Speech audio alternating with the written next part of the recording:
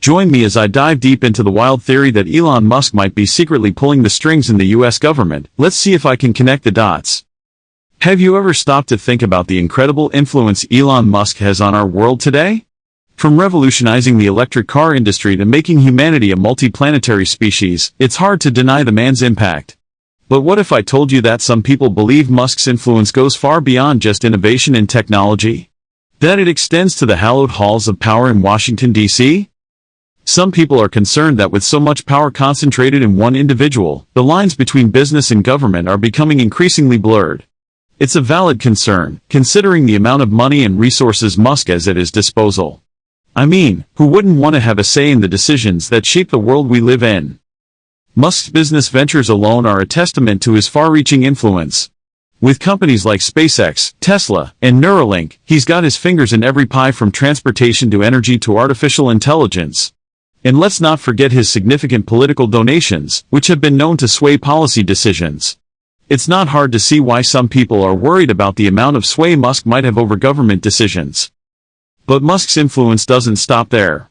He's also partnered with government agencies on numerous projects, from SpaceX's contract with NASA to Tesla's work on electric vehicles for the military.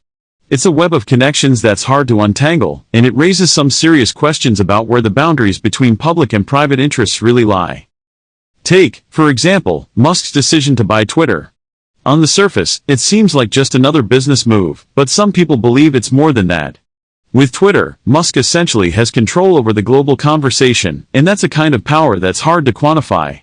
And let's not forget his cozy relationships with politicians and policymakers.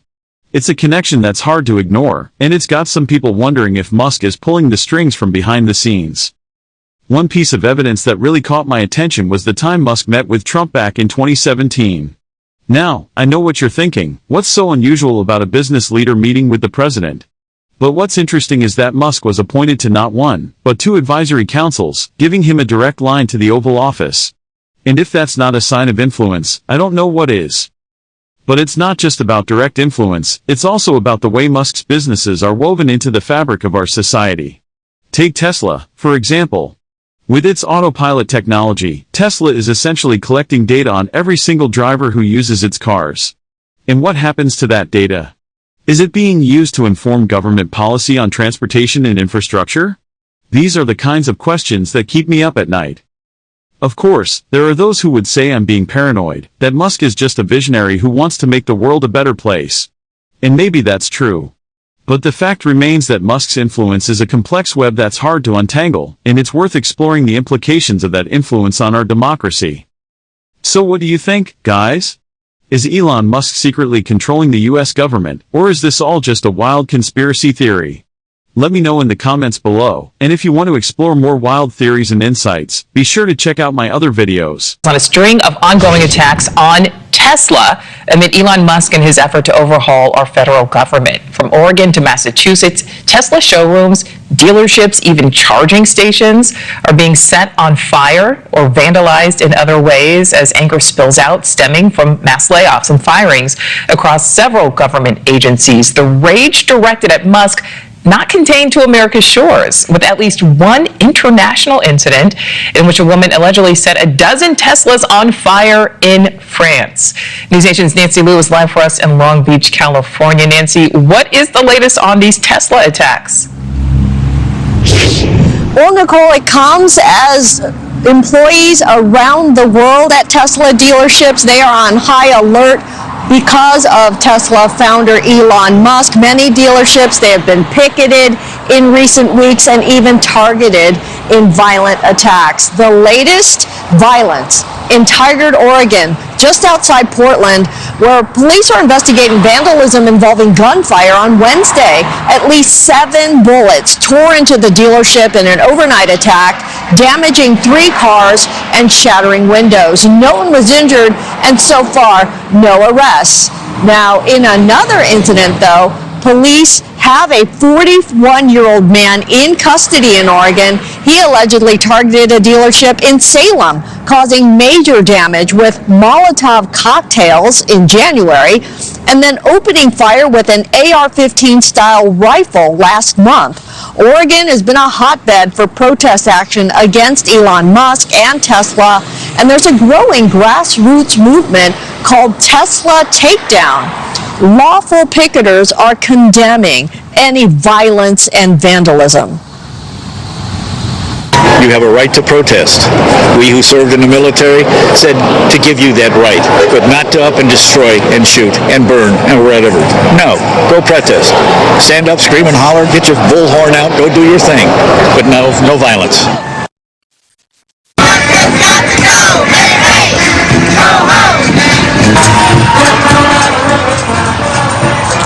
Now, protest actions in Boston and across the country in recent weeks have been largely peaceful, but there have been multiple arrests for vandalism and disorderly conduct. The anti-Elon movement also has people getting rid of their Teslas, including singer Sheryl Crow, who posted a video to social media announcing that proceeds from the sale of her car are going to NPR. So far, no public response from Elon Musk to the Tesla stock drop and the ongoing protests. But on X, there are many posts in support of Musk, as well as Doge. Nicole? All right, Nancy Lou, live for us there in Southern California. Wait, but what is this? Whoa, what the hell? Wait, what is this? What the hell? What do we get a mouth on? Wait, what are you doing to this guy? My name's Frankie, and I'm getting arrested today protesting Elon Musk. He bought his way into office. He bought his way into heading a government agency. He bought his power at the expense of the American people, at the expense of our environment, at the expense of our world, and all of the people in it. Join me as I take on the challenge of defending America from the hate and misinformation that fuels racism, all while navigating the strange comments from figures like Elon Musk. Elon Musk, a name synonymous with innovation and disruption, but also a figure mired in controversy, particularly when it comes to the topic of immigration and terrorism in America. The debate surrounding immigrants and terrorism is a heated one, with many fearing that the influx of outsiders will lead to an increase in terrorist activities on American soil. One of the most significant fears driving this narrative is the notion that immigrants are inherently more prone to violence and terrorism. This rhetoric is often fueled by high-profile individuals like Musk, who have made comments that perpetuate this myth. However, it's essential to examine the underlying assumptions behind these fears and misconceptions. Are immigrants really more likely to engage in terrorist activities? Or is this just a convenient scapegoat for our own societal ills? Fear and misinformation are powerful catalysts for hate and discrimination. When we accept false narratives without questioning, we risk perpetuating harm against already vulnerable communities. The truth is, we've seen time and time again that immigration is not the primary driver of terrorist activity in America. In fact, studies have consistently shown that immigrants are less likely to commit crimes than native-born Americans. Moreover, the data paints a very different picture from the rhetoric. According to various studies, not only do immigrants commit fewer crimes, but they're also more likely to start businesses, create jobs, and contribute to the economy in meaningful ways. This is not to say that there aren't instances of terrorism perpetrated by immigrants. However, these instances are rare and often involve complex factors beyond simple immigration status. It's also crucial to recognize that many of the most significant terrorist attacks on American soil were perpetrated by native-born Americans, not immigrants. Yet, we rarely see the same level of outrage and fear-mongering when the perpetrators are homegrown. Why is it that we're so quick to blame the other when, in reality, the problem lies much closer to home? The irony is that Elon Musk, a vocal proponent of stricter immigration laws, is himself an immigrant. In fact, his own rags-to-riches story is a testament to the American dream that so many immigrants strive for.